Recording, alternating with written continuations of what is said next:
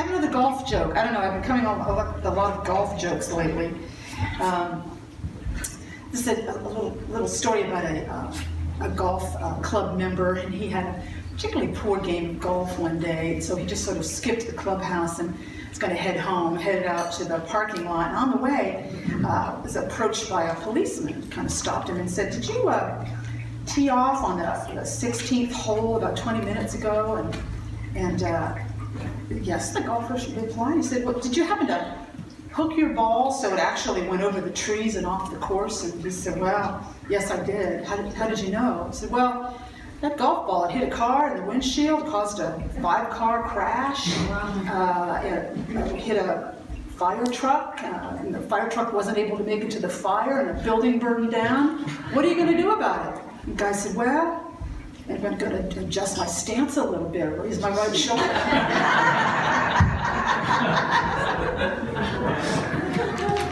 Well, in a manner of speaking, that leads into some ideas I wanted to share this morning.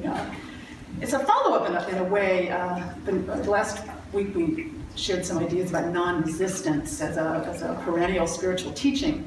And Rev. Christy Snow, when she was here, she spoke a little bit about that too. Not resisting, but kind of reframing and reclaiming. So I was beginning to think about resistance in another way too, a way in which kind of an internal resistance we have, sometimes to our own highest good. Sometimes we are resistant even to the higher impulses we have, what's coming from deep within us as guidance, trying to lead us in a different direction. We have resistance even to that. It can come out in lots of ways. Resistance to deal with a problem that we're really getting nudges to do. Resistance to dealing with a chaotic life, or resistance to prayer. Ever been resistant to prayer or meditation? I think so. Where does this resistance to our own highest good come from? It's interesting to think about.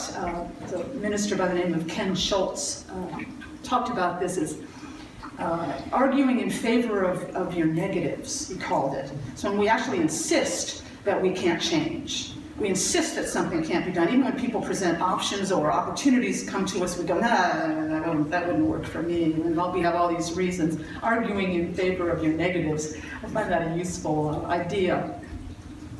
But there's a way to think about it that I found kind of useful. I was thinking about the many meanings of the word settle. And my old English major background, I was an English teacher for years, and I'm fascinated by language and words that have like dozens of meanings. The word settle means all kinds of things. One of them is to make an adjustment to things that are less than desirable, to settle. That's one of them. Have you all heard that meaning? Mm-hmm. It means all kinds of things. It also means to take up residence somewhere in a new place. It means to come on in for a landing after flying around.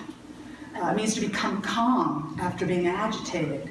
It has lots and lots of meaning. But I wanted to particularly look at that idea of adjusting to something less than desired, less than we would like, or adjusting to that.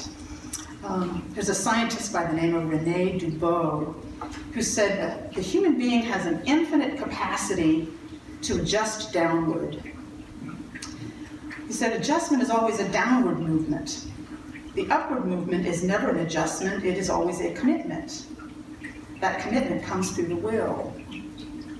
That kind of marks out an area of inquiry. I'm not sure I agree with all of that. I certainly agree, I think, though, that we have a nearly infinite capacity for adjusting to things. It's a survival skill, don't you think? We have to be able to adjust. When things change or things come up that are less than desirable, we have to be able to carry on. I think it's a basic for all creatures, great and small, and certainly it's a big part of human nature. Could be anything. Something just comes up. We have to say goodbye to a loved one who passes on. Sometimes a divorce occurs. Sometimes there's a health issue. Sometimes, particularly with aging, until I am in my mind. How about hearing loss? Sometimes things like that happen, and you have to kind of adjust and carry on, right? In fact, you can see much of the part of the aging process. There are things that require some adjustment as we go along. It's a necessary skill in life. So I'm not sure I necessarily see that as a downward thing. He says all adjustment is downward. But I do understand, and I think there is a point that sometimes we can adjust too much. Sometimes we adjust too much. This scientist said it can take on a negative momentum. And we can get kind of stuck there. We can become kind of accustomed to less than desirable circumstances, and we can actually even forget that more is possible. We can get so settled. We can forget it might be possible to settle upward, to move in a different direction, to maybe take some steps and entertain some new ideas. Well, Devoe talks about that as something that happens through will, when we want to not just adjust to circumstances, but create something new and move upward in a new direction. It takes something he talked about as will.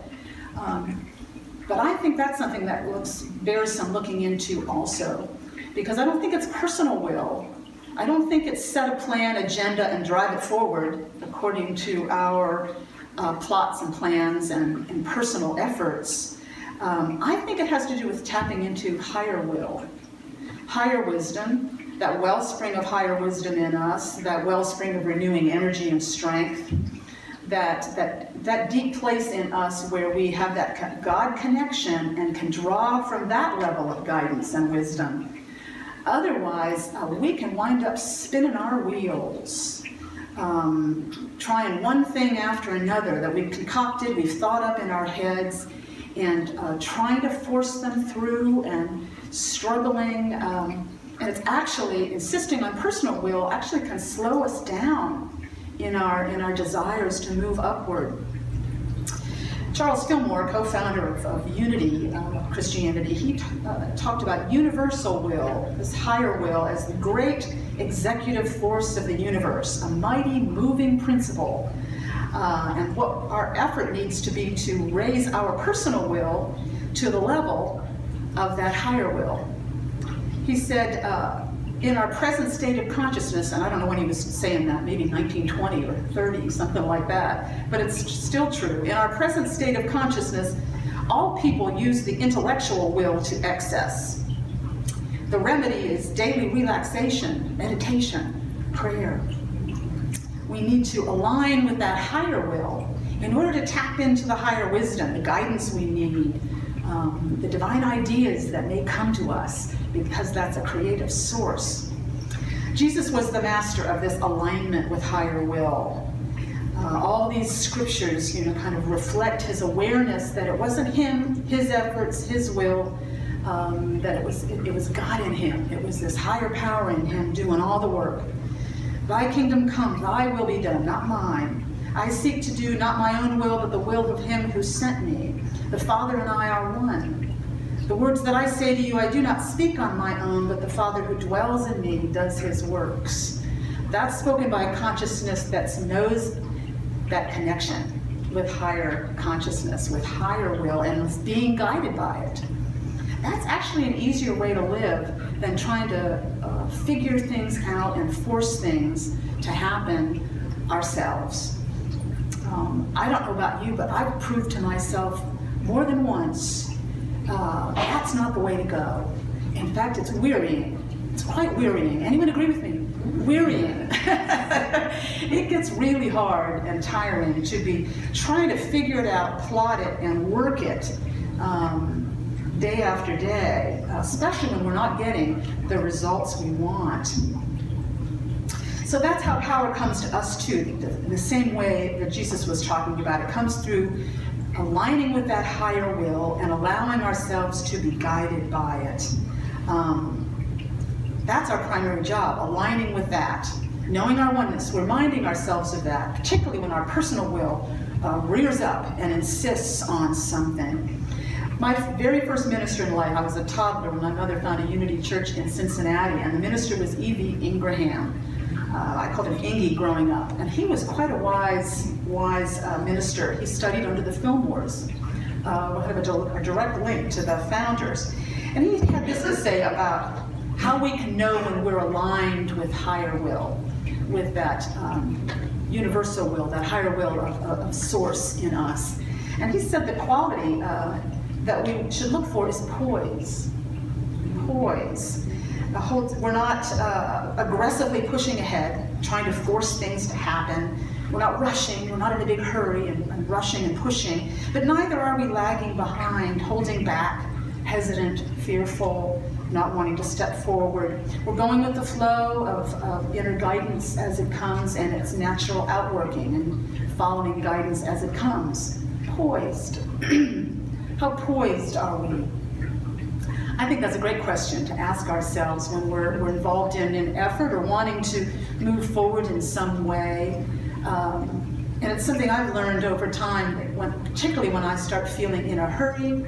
I've got to do this now, it's got to be now, I've got to push it forward. That's exactly when I need to drop back, drop the reins, take my hands off the wheel,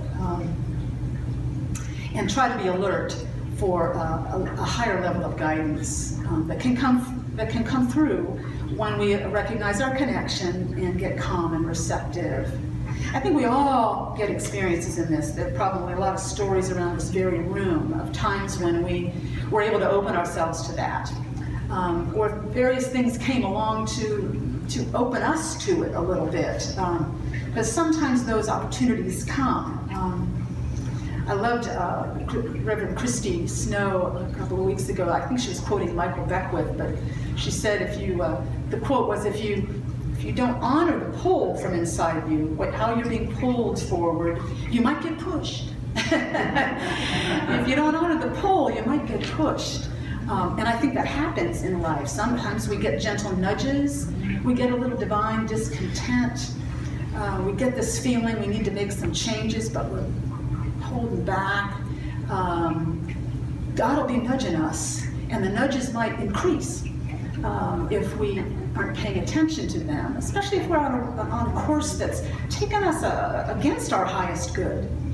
We're going to be getting some nudges, and we get into places like that at all levels of life. It doesn't matter who you are. You could be the richest person on the planet, and you can be out of sync with yourself and your highest good, and be resistant to doing anything about it.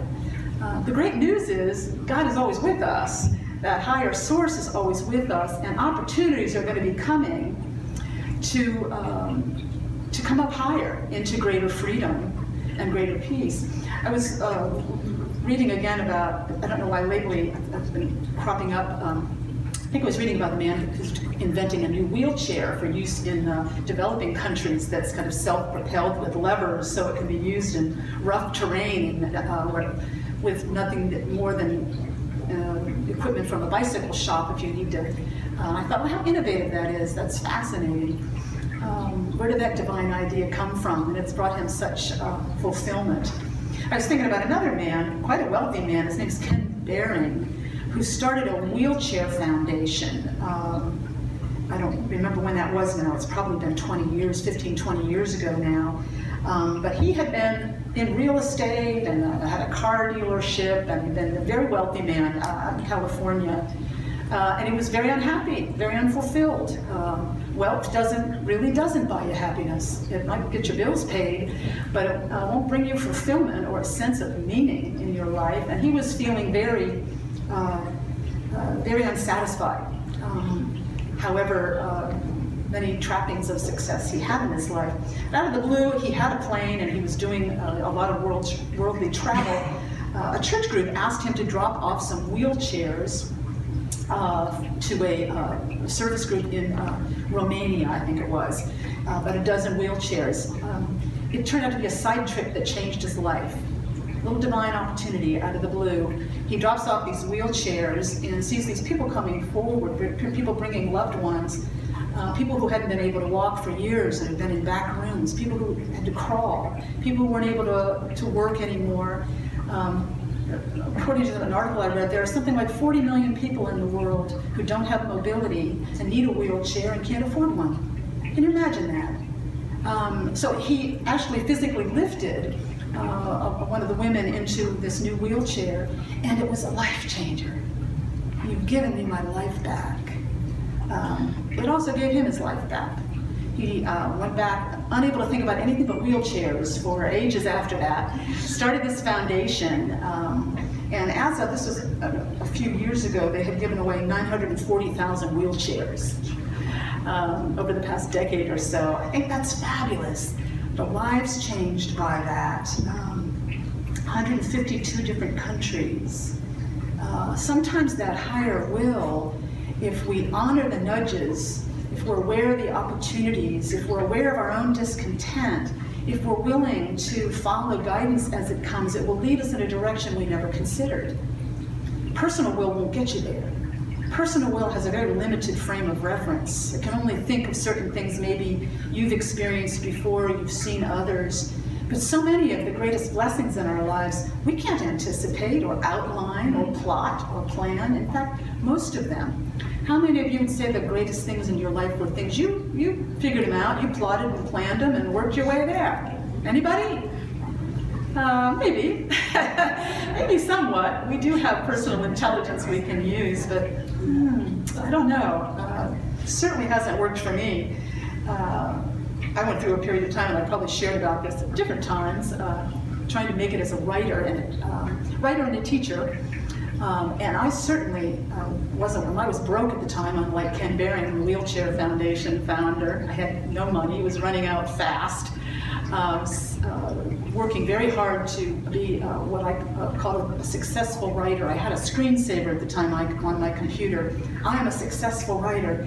I don't know what I thought that meant, but there it was. It was a vision for me. Did I mean money? Did I mean status? Did I mean what? What did I mean by that? What do we mean by successful? But I was certainly very intent about it. I tried all kinds of things. I wrote an ESL textbook, a coffee table book on aging. That must have been an interesting project. I don't remember that very well now. I wrote some magazine articles. Had a few published here and there, but a lot of frustration. Book proposals I sent out to a lot of publishers and agents. Newspaper columns, that was a big focus for a long time. I wrote 4 columns a week just for practice. I sent them out to newspapers around the country. I had a pretty intense personal will about it, trying to really I wasn't getting any distinction between personal and higher will, really trying to make this thing happen. And people encouraged me to do that. I remember telling a friend at church at the time that I just submitted column samples and proposal to 100 different newspapers, and he said, well, now go do 100 more. That's worldly advice for you. I was not poised. There was lots of personal effort, struggle, a sense of rush and trying to push things, but not seeming to get anywhere. That's a real sign of being locked into the wrong kind of will and not in alignment with that higher will that would make things much easier. It would have been wonderful at the time if some wise one had said to me at the time, not just go write 100 more, keep at it, keep at it, keep at it. Are you focusing enough? Are you visualizing? Are you affirming? That's all so much work. It would have been wonderful at the time if some wise one had said, maybe it's time to drop back, pause here, reflect, spend some time in quiet, in prayer, and take your hands off the wheel. You've been working so hard. Give it a rest. Have some time for rest and reflection, and see if what's coming from inside you, whether this is really the way you're being pulled in life, whether this is really yours to do or not, and be open to that.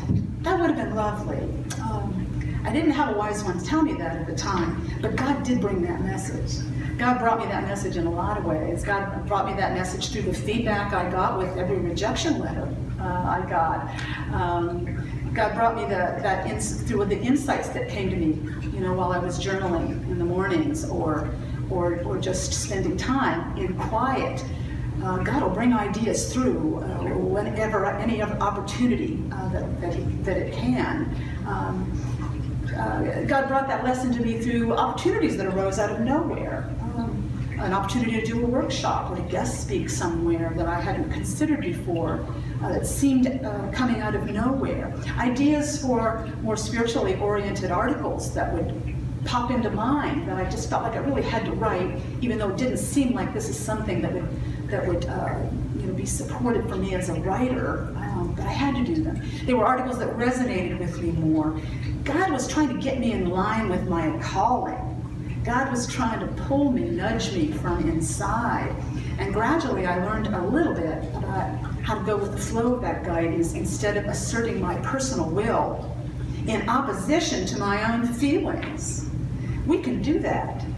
We can resist to that degree that we can utterly override the clues we're getting in our own lives. Things that are not working, sense of struggles and stress we're feeling, but we keep pushing it forward. I think in part because we're taught that, aren't we? Aren't we taught to make a plan and push it forward, take control, be the boss in your life? That has not worked well for me. I don't know about you. I think that's a good thing to reflect on. What's worked better for me has been to try to be present with what's my insides telling me about what's mine to do in life, on how I'm meant to use my gifts and my energies. What's God given you to do? What are your unique gifts and abilities and skills? How are you being pulled from the inside on what's yours to do in life and what's yours to share? It's a from the inside out proposition, not think about it on the outside, what looks good. Like I was doing, I remember with my humor columns I was writing for a while, I was thinking, a columnist makes a good salary, all the external aspects of it, you get to write about human interest subjects, seem to make perfect sense on the outside, like our rational minds so often do. They seem to make sense, don't they? They don't always, though. They can seem rational, but if they're not in sync with that pull from inside us, they're not going to lead us in the right direction. A foolproof approach, it's all God in action. If we stay in alignment with higher will, we'll honor those nudges, those impulses as they arise day by day. We'll step forward using our gifts in ways that express who we are, that use our gifts in a way that bless us, that bless others. We'll continue to follow that. When we get impulses, intuitive guidance, Reverend Christie was calling them intuitive hits. I'm getting more intuitive hits. We can get more in the flow of that all the time. We can be living in the flow of that kind of guidance. We won't need to be pushed. We won't need heavy-duty nudges. We'll be getting impulses and intuitions and moving forward on it. And we'll be led in paths of abundance. Our needs will be supplied. We'll be doing work that's satisfying and meaningful to us. We'll be a blessing to ourselves and others. We'll have relationships that make sense and are harmonious, and we'll have a center of peace because we're being true to ourselves and who we are and how we're meant to live in the world. And God will be guiding us step by step, moment by moment. I love this old scripture from Isaiah that I think really communicates what it's like to live that way. When you turn to the right or when you turn to the left, your ears will hear a word behind you saying, "This is the way, walk in it." Isn't that lovely? God can be that for us, like a voice in our ears. This is the way, walk in it. That's not the way. This is the way, walk in it. We can live that way and get that intuitive direction, that close, that intimate. So here's my affirmation. For me, maybe you'd like to join me in it for this day. I walk in the path God lights before me, and I am blessed. Would you like to join me in that? I walk in the path God lights before me, and I am blessed. Let's take that into prayer for a moment. Affirm that truth at a deep level. Affirm that intention at a deep level.